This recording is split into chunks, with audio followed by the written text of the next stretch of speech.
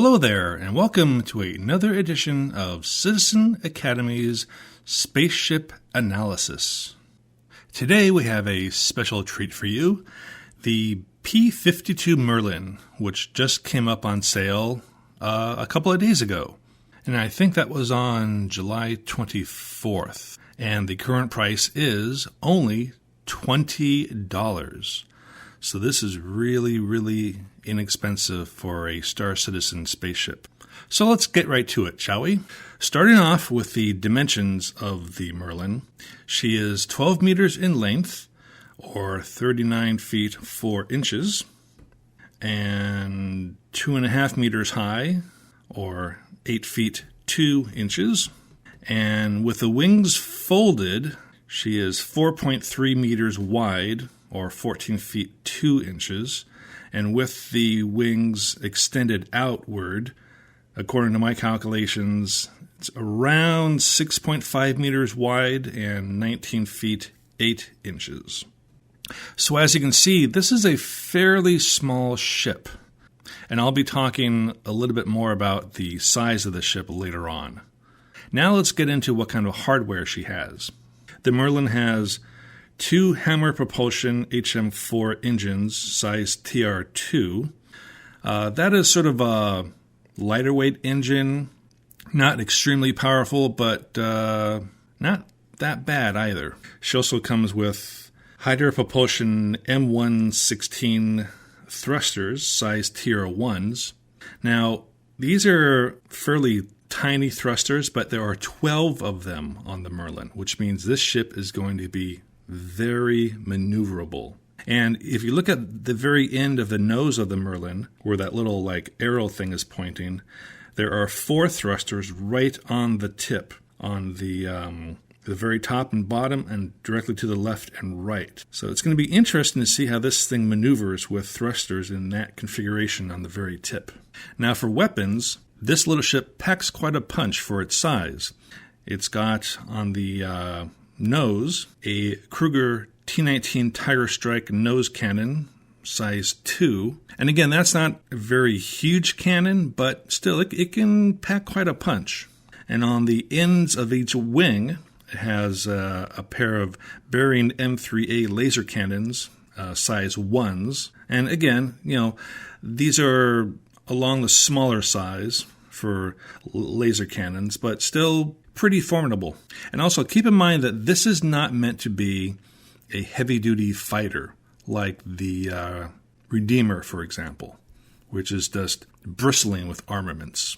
This ship is meant to act more of a escort for the Constellation class of spaceship, and is not designed for engaging in huge space battles. For shields, the Merlin has Seal Corps Inc. 1 size 1 shields, and this is a really tiny shield, but again, the Merlin is a tiny ship, so it doesn't need a big shield, so this makes sense. The maximum crew size is 1, and the Merlin has 0 cargo units, it does not have a jump drive, and it carries no missiles. Now, on the jump drive, the Merlin will not be able to be equipped with a jump drive as a aftermarket option. So keep that in mind. This is not a long-range exploration type vessel. So the Merlin cannot go through any jump points, period.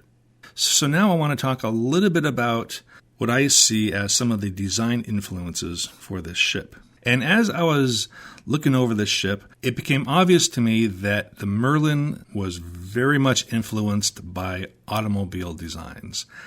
And I finally figured out what automobile the Merlin most closely resembles, and that is the 1967 Corvette Stingray. So if you compare these two side by side like this, they have the same general look and feel to them. The same type of lines, the same cockpit, if you will, in the very back of the vehicle with both of these. So it's a very similar kind of look to the Corvette Stingray.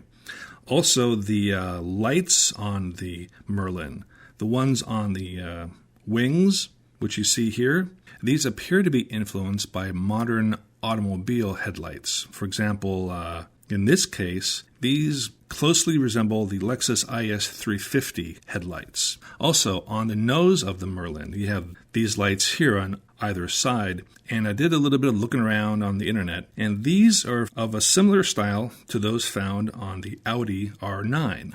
So the Merlin appears to be influenced by older automobiles and newer ones as well. I think that's really, really fascinating. Now let's do a scale comparison so you can get a pretty good feel for the size of the Merlin. Now keep in mind that she's 12 meters long, and of course, what am I going to compare it to? Well, the 1967 Corvette Stingray, which you can see here. I've also included a Star Citizen Marine pilot, and this guy is around 5 feet 9 inches tall. So this gives you a pretty good idea of the scale.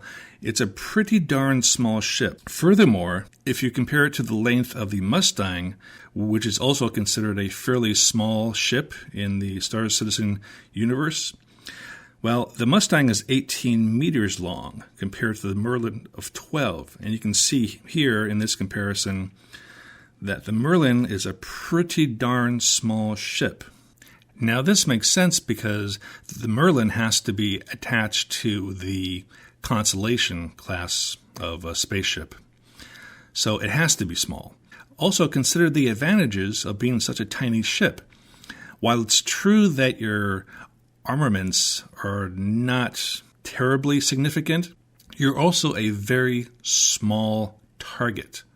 Now, something that caught my eye about the Merlin was this picture that is available on the RSI website. And it looks like there are, that top compartment up there, it basically looks like you're popping the hood on a car, like on a Corvette, for example. So you have that large compartment there. You have the two side compartments right on either side of the cockpit. And below the nose, it looks like you have two compartments on either side of the lower section of the nose.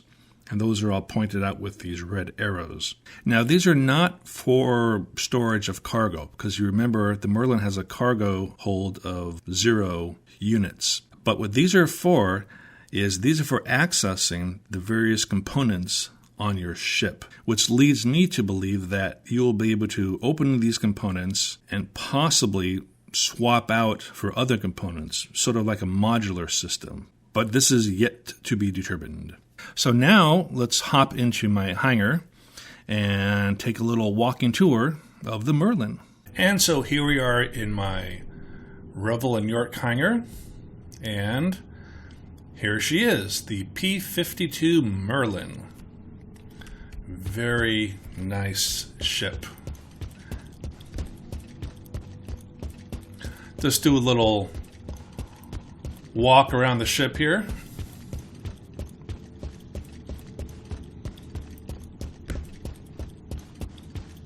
Pretty cool.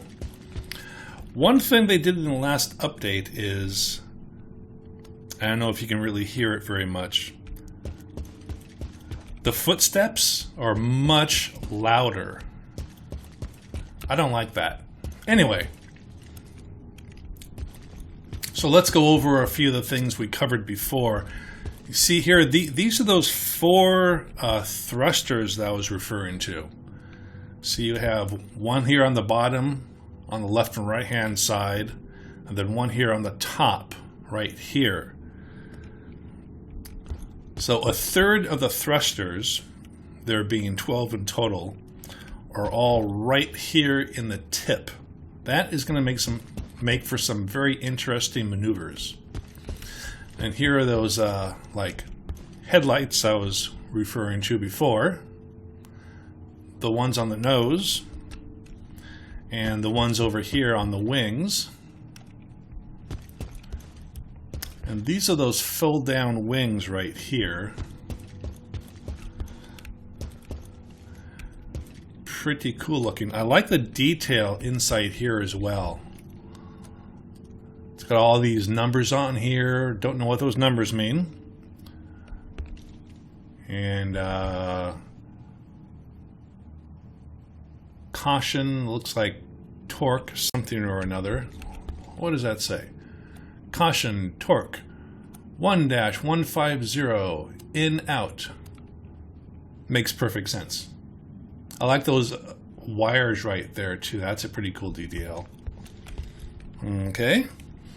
And here are those badass guns she has. Pretty cool. I like this little detail here too. P-52 Merlin. That is pretty cool. Neat.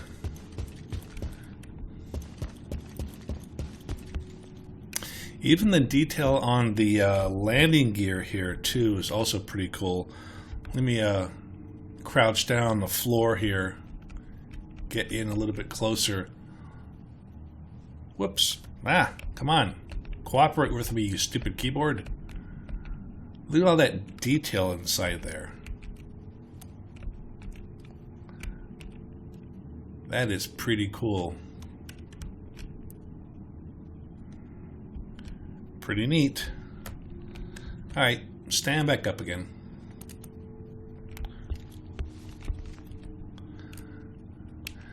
Another thruster here on the side. I like these lights here too. Those are pretty cool.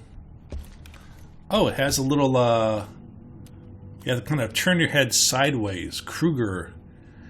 And that's not a sticker. That's actually incised into the side of the engine. That's pretty cool. I also like all the detail inside here too. I mean, look at all that. That is pretty cool stuff.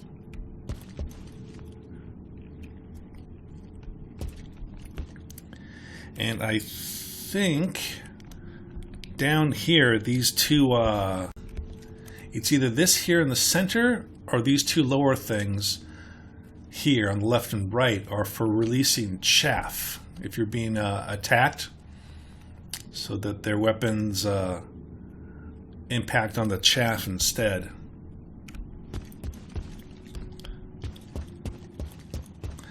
And it's a carbon copy on the other side. Oh, that's a nice little detail right there too. A little intake of some sort.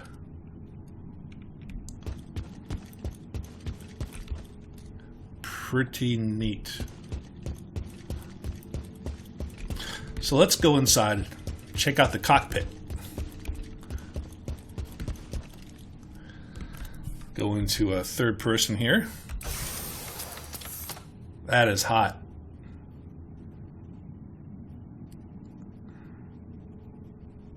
He just jumps right in. I like that.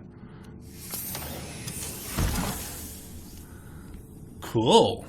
Check that out. One thing I noticed right away, lots of visibility. I mean, it's like there's no cockpit there.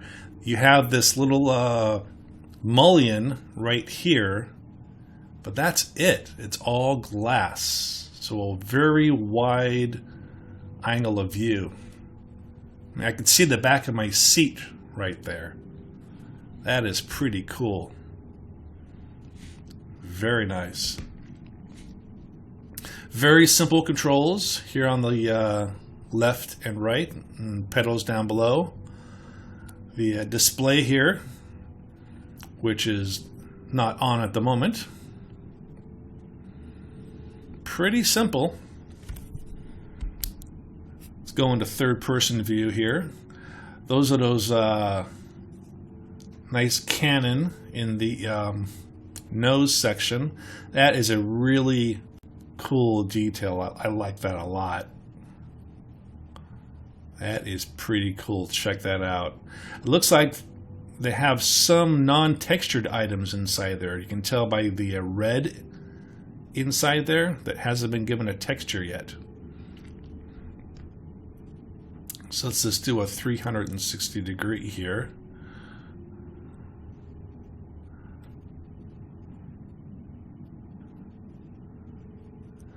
This ship has really nice lines to it. I really like it. It's like a little pint-sized wonder of a ship. It's pretty cool.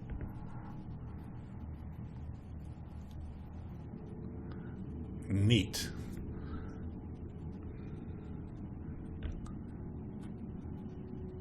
Let's see if I can zoom in here a little bit here. Maybe get underneath a little bit. No, maybe not.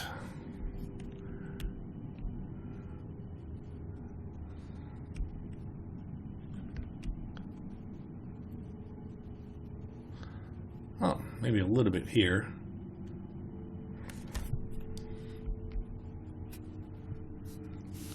A little bit of a closer look at the cockpit area in there. Lots of detail in back of the seat. I just noticed that just now. Cool. I think now I can get below the craft.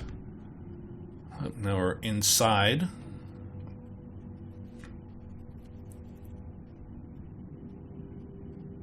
Whoa. Huh. Ah, there we go. Okay, that's what I was trying to get at, right in there. Yeah, I see there's that untextured section up above there. Nice detail on the landing gear too. Pretty cool.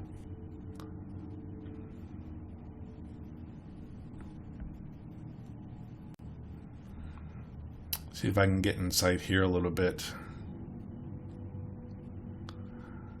A lot of nice detail inside there. Looks like there's a little fire extinguisher right there. I don't think that's what that is though. A little caution sticker right there, a few other stickers. Pretty neat stuff.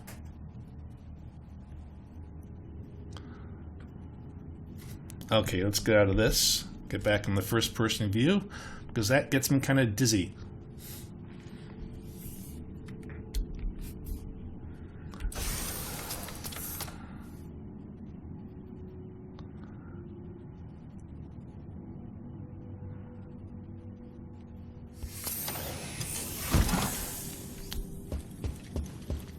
Pretty cool. Now,